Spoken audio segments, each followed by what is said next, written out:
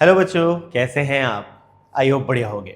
बच्चों, आज की जो हमारी क्लास है ये एक बड़े ही इंपॉर्टेंट कॉन्सेप्ट के ऊपर है। आज हम लोग सीखेंगे कैपेसिटर क्या होता है। हमारा जो प्रीवियस लेक्चर था उसमें हम लोगों ने सीखा था कि कैपेसिटेंस क्या है और उसको कैसे कैलकुलेट किया जाता है, और फिर हमने स्फेरिकल कैपेसिटर की कैपेसिटेंस कैलकुलेट भी करी थी। आज हम लोग बात करेंगे बच्चों कि अगर आपको पूछा जाए कैपेसिटर क्या है तो आप समझेंगे कैपेसिटर क्या होता है, क्यों किसी बॉडी की लिमिट आ जाती है चार्ज स्टोर करने की, और इन्हीं सब कॉन्सेप्ट्स को हम आज अच्छे से समझेंगे। तो चलिए शुरू करते हैं हमारी आज की क्लास। अगर आप चैनल पर नए हैं तो प्लीज इसे सब्सक्राइब जरूर कर लीजिए। ठीक, चलिए बच्चों, आज हम लोग बात करेंगे कि जो एक कैपेसिटर है इसका प्रिंसिपल क्या होता है। किसी भी कैपेसिटर के लिए किस तरह से आप प्रिंसिपल डिवाइस करते हैं। तो ये बड़ा सिंपल सा कॉन्सेप्ट है। अगर आपको मेरा प्रीवियस लेक्चर याद है उसमें मैंने आपसे बात करी थी कि कैपेसिटर की जो कैपेसिटेंस है वो तीन फैक्टर्स पर डिपेंड करती थी। पहला फैक्टर था साइज एंड शेप, दूसरा था नेचर ऑफ सराउंडिंग मीडियम, और तीसरा था प्रेजेंस ऑफ अदर बॉडीज। तो ये जो प्रिंसिपल ऑफ कैपेसिटर है ये थर्ड वाले पॉइंट के ऊपर काम करता है। तो मान लीजिए ये मैंने एक प्लेट ले ली, मेटल की प्लेट ले ली, और इस मेटल की प्लेट को मैंने एक इंसुलेटिंग स्टैंड के ऊपर रख दिया। ये है मेरा इंसुलेटिंग स्टैंड। ठीक है, तो मैंने प्लेट को इंसुलेटिंग स्टैंड के ऊपर रख दिया और अब मैं इसे चार्ज देना शुरू करता हूं। तो मैंने इसे चार्ज देना शुरू कर दिया। मैं चार्ज देता जा रहा हूं, इसके ऊपर स्टोर होता जा रहा है, होता जा रहा है, होता जा रहा है, होता जा रहा है। अल्टीमेटली क्या होगा, यह कैपेसिटर चार्ज से पूरी तरह सैचुरेट हो जाएगा और इसके पास अब और ज्यादा चार्ज नहीं डाला जा पाएगा। ठीक है, इसका कारण मैंने आपको लास्ट लेक्चर में भी समझाया था, आज भी आगे दोबारा एक्सप्लेन करूंगा। वो होता था ब्रेक डाउन पोटेंशियल। अब अगर मुझे इसमें और ज्यादा चार्ज स्टोर करना है तो मैंने क्या किया, मैं इसके पास एक अर्थेड कंडक्टर लेकर के आ गया। एक दूसरी मेटल की प्लेट जिसका जो फार एंड था उसको मैंने अर्थ कर रखा था। ठीक, फार एंड को मैंने अर्थ कर रखा था। मैं एक ऐसी प्लेट ले आया। अब हम सब जानते हैं मेटल के पास अगर पॉजिटिव चार्ज लाओगे तो उसके नियर सरफेस पर ऑपोजिट चार्ज इंड्यूस होगा। तो यहां पर नेगेटिव चार्ज इंड्यूस हो गया, और जो पॉजिटिव चार्ज फार साइड पर होना था वो अर्थ में चला गया क्योंकि इसका फार एंड अर्थेड था। तो जो फार पॉजिटिव चार्ज था वो अर्थ में चला गया। ये नेगेटिव चार्ज क्यों नहीं गया अर्थ में? क्योंकि ये नेगेटिव चार्ज इस पॉजिटिव्स के अट्रैक्शन फोर्स से बंधा हुआ है। इसको बोलते हैं बाउंड चार्ज। तो अब क्या हुआ, हमें पता है पोटेंशियल एक स्केलर क्वांटिटी है। तो ये जो पॉजिटिव चार्ज है इसका पोटेंशियल V1 था। तो पहले केवल इसका पोटेंशियल था V1। अब नेगेटिव चार्ज की वजह से यहां पर आ जाएगा -V2।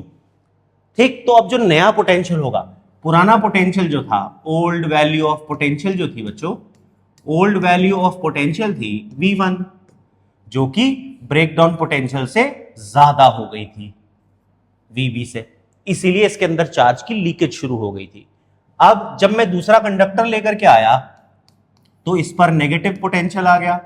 तो अब अगर मैं नया पोटेंशियल निकालूंगा जो कि होगा V1 माइनस V2, और हम सब जानते हैं जो V1 माइनस V2 है ये हमारे पुराने पोटेंशियल V1 से कम हो जाएगा। इसका मतलब अगर मैं एक अनचार्ज्ड अर्थेड कंडक्टर एक दूसरे चार्ज कंडक्टर के पास लेकर के आया तो उसकी वजह से जो इलेक्ट्रिक पोटेंशियल होता है उसकी वैल्यू डिक्रीज हो जाती है। उस कंडक्टर का जो पोटेंशियल है बच्चों वो कम हो जाता है। और हम सब जानते हैं जो आपका लीकेज ऑफ चार्ज था उसका कारण था पोटेंशियल की वैल्यू ब्रेकडाउन पोटेंशियल को पार कर जानी, उसके बराबर या उससे ज्यादा हो जानी। तो इसीलिए लीकेज ऑफ चार्ज होता था। अब जब मैं एक अनचार्ज कंडक्टर ले आया तो इसके नेगेटिव पोटेंशियल ने इसके पॉजिटिव पोटेंशियल को कम कर दिया, यानी जो टोटल पोटेंशियल है इन द रीजन वो डिक्रीज हो गया। और उसके डिक्रीज होने की वजह से अब मैं इसके अंदर और ज्यादा चार्ज स्टोर कर सकता हूं। तो मैंने इसकी चार्ज को होल्ड करने की जो कैपेसिटी थी उसको इंक्रीज कर दिया। और यही कहता है हमारा principle of a capacitor. Principle of capacitor कहता है कि जो कैपेसिटेंस होती है किसी भी इंसुलेटेड कंडक्टर की वो बढ़ जाती है, कंसिडरेबली इंक्रीज्ड। कब इंक्रीज हो जाती है? When we place an earthed conductor near it. ठीक है ना। जब मैं उसके पास एक अर्थेड कनेक्टेड कंडक्टर को उसके पास रखता हूं तो उसके अंदर जो चार्ज होल्ड करने की कैपेसिटी है वो इंक्रीज हो जाती है। आई बात समझ में सबको? इसी को बोलते थे बच्चों प्रिंसिपल ऑफ अ कैपेसिटर। अब समझते हैं कैपेसिटर क्या होता है। देखो हमने यहां पर चार्ज को स्टोर करने के लिए एक अरेंजमेंट बनाया, इसी अरेंजमेंट को बच्चों नाम दिया जाता है कैपेसिटर का। तो कैपेसिटर और कुछ नहीं है, ये सिंपली एक अरेंजमेंट है। It is an arrangement of two conductors, दो कंडक्टर्स हैं इसमें जिनके बीच में कुछ गैप छोड़ा है। अब मैं उसे खाली भी रख सकता हूं, कुछ मीडियम भी डाल सकता हूं, टू स्टोर इलेक्ट्रिक चार्ज। दो कंडक्टर्स का एक अरेंजमेंट जिनको एक दूसरे से कुछ दूरी पर रखा गया है, उनके बीच में चाहे तो हवा रहने दो या कोई और मीडियम भर दो, कोई डाइलेक्ट्रिक मीडियम, इंसुलेटिंग मीडियम, ताकि हम उसके अंदर क्या स्टोर कर सकें, चार्ज स्टोर कर सकें। और इसी को बच्चों बोलते हैं हम लोग कैपेसिटर। तो ये था हमारे पास कॉन्सेप्ट ऑफ अ कैपेसिटर। ठीक है, अब बात करते हैं किसी भी कैपेसिटर की कैपेसिटेंस की। ये हमने हमारे प्रीवियस लेक्चर में भी देखा था, आज इसे और डिटेल में समझते हैं। देखो जो चार्ज होता है किसी भी कंडक्टर पर वो डायरेक्टली प्रोपोर्शनल है पोटेंशियल के। जो चार्ज है वो डायरेक्टली प्रोपोर्शनल है पोटेंशियल के। ऐसा क्यों है जी? देखो मान लो मैंने ये एक स्फेरिकल कंडक्टर ले लिया, इस स्फेरिकल कंडक्टर का लेटस से जो रेडियस है वो है r। अगर मैं इसके सरफेस पर इस पॉइंट P पर पोटेंशियल की वैल्यू निकालूं तो वो हो जाएगा k q upon r, where q is the charge given to the conductor. Yes और नो? है ना, q वो चार्ज है जो मैंने इस कंडक्टर को दे रखा है। तो अगर आप ध्यान से देखो k और r कांस्टेंट हैं तो v और q का रिलेशन कैसा आ जाता है बच्चों? Directly proportional. तो किसी भी कंडक्टर के लिए जो उसके पोटेंशियल होता है वो उसके चार्ज के डायरेक्टली प्रोपोर्शनल है। जब हम इस प्रोपोर्शनैलिटी को इक्वालिटी में कन्वर्ट करते हैं तो यहां पर हम लिख देते हैं, एक कांस्टेंट ले आते हैं RHS पर c। इस c को ही बोला जाता है कैपेसिटेंस। इसका फॉर्मूला हो जाता है q upon v, charge per unit potential. पिछले लेक्चर में बता चुका हूं इसकी SI यूनिट फैरेड होती है। ठीक है, अब सवाल आता है कि किसी भी कंडक्टर पे मैं इनफाइनाइट अमाउंट ऑफ चार्ज क्यों स्टोर नहीं कर सकता? कि मैं चार्ज डालता जाऊं उसके ऊपर जमा होता है, जब उसके ऊपर ही तो जमा होना है, तो ये इनफाइनाइटली क्यों नहीं जमा किया जा सकता? इसकी एक लिमिट क्यों आ जाती है? आज हम लोग ये समझेंगे बच्चों। जो हमारा लेक्चर है इसमें हम लोगों ने मेनली ये बात करनी है आज कि क्यों इसकी एक लिमिट आ जाती है। अब इसका कारण है आसपास जो हवा है, यहां पर जो एयर है, इस एयर के पास होता है ब्रेक डाउन पोटेंशियल। अब ये ब्रेक डाउन पोटेंशियल क्या है? ये पोटेंशियल की वो वैल्यू है जिस पर इस कंडक्टर के आसपास की जो हवा है वो आयनाइज हो जाएगी। यानी अगर पोटेंशियल जो है वो इस VB से ज्यादा हो गया, इस कंडक्टर का potential, if V becomes greater than VB, तो ये जो आसपास वाली हवा है ये आयनाइज हो जाती है। पॉजिटिव और नेगेटिव आयंस में आयनाइजेशन हो जाता है। तो यहां पर होता है आयनाइजेशन, यानी मटेरियल ब्रेकडाउन हो गया। ठीक है, तो इसको हम बोलते हैं आयनाइजेशन। तो यहां पर अगर हमारा इस कंडक्टर का potential breakdown potential of the surrounding medium से ज्यादा हो जाता है बच्चों, तो ये जो कंडक्टर है ये आसपास के मीडियम को आयनाइज कर देता है। अब जब ये आयनाइज होगा तो नेगेटिव चार्ज इसकी तरफ अट्रैक्ट होगा, पॉजिटिव चार्ज इससे अवे रिपेल होगा। तो हमें ऐसा लगेगा क्योंकि नेगेटिव चार्ज जब यहां जाएगा तो एक पॉजिटिव चार्ज को कम कर देगा और हमें बाहर एक पॉजिटिव चार्ज आता हुआ नजर आएगा। तो हमें ऐसा महसूस होगा जैसे यहां पर लीकेज ऑफ चार्ज हो रहा है। क्या हो रहा है यहां पर बच्चों? Leakage of charge. हमें ऐसा लगेगा कि मैं इस कंडक्टर पे जितना चार्ज डाल रहा हूं वो सारा चार्ज बाहर निकल रहा है। आप इमेजिन करिए आपके पास एक ग्लास है, आप उसमें पानी डालना शुरू करते हैं। शुरू में उसके अंदर पानी आता जाएगा आता जाएगा आता जाएगा आता जाएगा, जब वो ग्लास ब्रिम तक फिल हो जाएगा पूरा ऊपर तक, तब आप ऑब्जर्व करेंगे कि अब आपने उसमें जितना पानी डाला वो पानी उसके अंदर नहीं गया बल्कि उसमें से ओवरफ्लो होकर के बाहर निकल गया।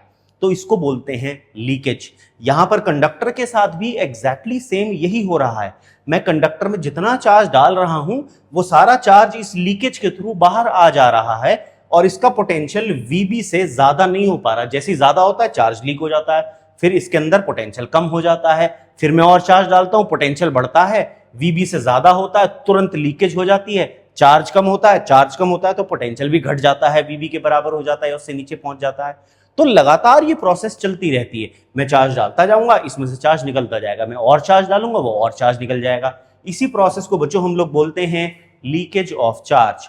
तो जब भी किसी कंडक्टर का पोटेंशियल इंक्रीज होता है, उसकी वजह से अगर उसका पोटेंशियल आसपास का जो सराउंडिंग मीडियम है उसके ब्रेकडाउन पोटेंशियल से ज्यादा हो जाता है, तब वो कंडक्टर अपने अंदर चार्ज को होल्ड नहीं रख सकता, बल्कि उसमें से चार्ज की लीकेज शुरू हो जाती है। और इसी की वजह से किसी भी कंडक्टर की एक लिमिट आ जाती है अगर आपको उसके अंदर चार्ज स्टोर कराना है तो वो लिमिट जो कैपेसिटेंस की वैल्यू आती है उसका कारण यही है। अब अगर ये कारण है, मुझे किसी भी तरीके से पोटेंशियल को कम करना है, मीडियम कारण है, तो हो सकता है मैं क्या करूं, मैं मीडियम बदल दूं, मैं एक ऐसा मीडियम ले लूं जिसका ब्रेकडाउन पोटेंशियल बहुत ज्यादा होगा। हाँ, ऐसा कर सकते हैं। ऐसा करने से इस कंडक्टर की कैपेसिटेंस इंक्रीज हो जाएगी। तो याद रखना है, अगर आप एक ऐसा मीडियम लेते हैं जिसका ब्रेकडाउन पोटेंशियल बहुत ज्यादा है, तो उस मीडियम में अगर आप किसी कंडक्टर को रखेंगे तो उसकी जो चार्ज होल्ड करने की कैपेसिटी है वो भी बढ़ जाती है। तो नेचर ऑफ मीडियम पर इसीलिए डिपेंडेंस होती है किसी भी कैपेसिटर की कैपेसिटेंस की, या किसी भी कंडक्टर की जो कैपेसिटेंस है उसका कारण ये ही निकल करके आता है। अब यहां पर हम लोगों ने बात करी कि भाई यहां पर जो पोटेंशियल है वो एक वैल्यू से आगे चला जाता है जिसको बोलते हैं ब्रेकडाउन पोटेंशियल। अब ये ब्रेकडाउन पोटेंशियल क्या होता है समझते हैं। जो भी हमारे पास डाइलेक्ट्रिक मीडियम है, जो सराउंडिंग मीडियम है, उसकी एक वैल्यू होती है पोटेंशियल की, जिससे पोटेंशियल जैसे ही ज्यादा पहुंचता है वो मटेरियल आयनाइज होने लग जाता है, और इसी पोटेंशियल को बच्चों बोला जाता है ब्रेकडाउन पोटेंशियल। तो ब्रेकडाउन पोटेंशियल क्या होता है? The maximum value of electric potential that can exist without causing the breakdown। breakdown का मतलब आयनाइजेशन। वो जो इंसुलेटिंग मीडियम है उसको आयनाइज करे बिना जो maximum value of potential exist कर सकती है इन दैट मीडियम, उस इंसुलेटिंग मीडियम या डाइलेक्ट्रिक मीडियम के अंदर, उसी को बोला जाता है ब्रेक डाउन पोटेंशियल। इसकी जो एसआई यूनिट होती है वो वैसे तो वोल्ट होती है, ठीक है, लेकिन जनरली ये थाउजेंड्स में नापा जाता है, थाउजेंड्स ऑफ वोल्ट, इसलिए कॉमन यूनिट बैठ जाती है इसकी किलो वोल्ट। अब देखिए यहां पर हो क्या रहा है, मान लीजिए मेरे पास ये कंडक्टर है, मैं इसको चार्ज देना चाह रहा हूं, मैं इस पर चार्ज डालता जाता हूं। अब जैसे जैसे मैं इस पर चार्ज डालता जाऊंगा बच्चों, तो मुझे पता है जैसे इस पर चार्ज आएगा तो वैसे वैसे इसका पोटेंशियल बढ़ने लग जाएगा, ठीक है ना, क्योंकि हमें पता है पोटेंशियल और चार्ज एक दूसरे के डायरेक्टली प्रोपोर्शनल है। तो यहां पर हो क्या रहा है, व्हेन चार्ज इज एडेड, तो चार्ज ऐड करने से V इंक्रीज होता है, कंडक्टर का जो पोटेंशियल है उसकी वैल्यू बढ़ती है। अगर ये कंडक्टर का potential V becomes greater than VB, VB क्या है बच्चों यहां पर? Break down potential of the surrounding medium. जो सराउंडिंग मीडियम है उसका ब्रेक डाउन पोटेंशियल है। अगर इसका चार्ज डालते जा रहे हैं, डालते जा रहे हैं, इसका पोटेंशियल बढ़ता जा रहा है, बढ़ता जा रहा है, बढ़ता जा रहा है, जैसे ही पोटेंशियल सराउंडिंग मीडियम के ब्रेकडाउन पोटेंशियल को पार करेगा तो क्या होगा? तो लीकेज ऑफ चार्ज स्टार्ट हो जाएगी, और लीकेज ऑफ चार्ज होने की वजह से क्या होगा? पोटेंशियल डिक्रीज होने लग जाएगा।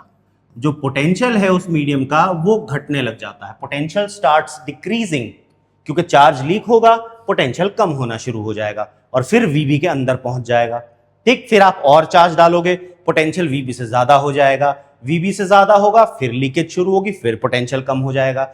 यानी पोटेंशियल इस वीबी के नीचे नीचे रहने की कोशिश करता है। ठीक, अब अगर आपको ये पोटेंशियल को, अगर आपको ये जो चार्ज है ज्यादा स्टोर कराना है तो क्या कर सकते हैं? हम चेंज कर सकते हैं, change of medium by a medium of high VB। अगर मैं हाई ब्रेकडाउन पोटेंशियल वाला मीडियम लेता हूं तो ऐसा करने से कैपेसिटेंस इंक्रीज हो जाती है। यह बात याद रखनी है, अगर आप एक हाई ब्रेकडाउन पोटेंशियल वाला मीडियम लेते हैं तो किसी भी कंडक्टर की जो कैपेसिटेंस है उसकी वैल्यू को बढ़ाया जा सकता है। ठीक है, अब बच्चों हमें पता है अगर यहां पर पोटेंशियल है तो कंडक्टर के आसपास फील्ड भी होगी। तो हम जब पोटेंशियल VB ब्रेक डाउन पहुंच जाता है तो इलेक्ट्रिक फील्ड की भी एक वैल्यू होती है हर मीडियम के लिए, जिससे ज्यादा होते ही वो मीडियम ब्रेक डाउन होने लग जाता है। और इसी वैल्यू ऑफ इलेक्ट्रिक फील्ड को हम लोग बोलते हैं डाई इलेक्ट्रिक स्ट्रेंथ। याद रखना, ब्रेक डाउन पोटेंशियल पोटेंशियल है, डाइलेक्ट्रिक स्ट्रेंथ फील्ड है। तो देखते हैं क्या है ये, the maximum value of field. ये मैक्सिमम वैल्यू है किसकी? फील्ड की। कौन सी फील्ड? इलेक्ट्रिक फील्ड की। The maximum value of field that can exist in a dielectric, जो किसी डाइलेक्ट्रिक के अंदर एग्जिस्ट कर सकती है without causing the breakdown of its insulating property, बिना उसको आयनाइज किए जो उसके अंदर मैक्सिमम फील्ड रह सकती है, उसी को बोला जाता है डाइलेक्ट्रिक स्ट्रेंथ। इसकी जो SI यूनिट होती है वो होती है वोल्ट पर मीटर, लेकिन प्रैक्टिकली हम लोग यूज करते हैं किलो वोल्ट पर मिलीमीटर। ठीक है, तो ये थी हमारी डाइलेक्ट्रिक स्ट्रेंथ। और आज का जो कॉन्सेप्ट था हमने कि जो प्रिंसिपल होता है कैपेसिटर का, आई होप आपको वो अच्छे से समझ में आ गया होगा बच्चों। अगर आपको मेरा पढ़ाया अच्छा लग रहा है और फिजिक्स आपको समझ में आने लगी और आसान हो गई है, तो प्लीज इस चैनल को सब्सक्राइब कर लीजिए। अपने दोस्तों के साथ इस वीडियो को शेयर जरूर कीजिएगा। आप अच्छी अच्छी DPPs के लिए मेरा टेलीग्राम चैनल ज्वाइन कर सकते हैं। ठीक, मिलते हैं हमारी अगली वीडियो में, तब तक के लिए जय हिंद।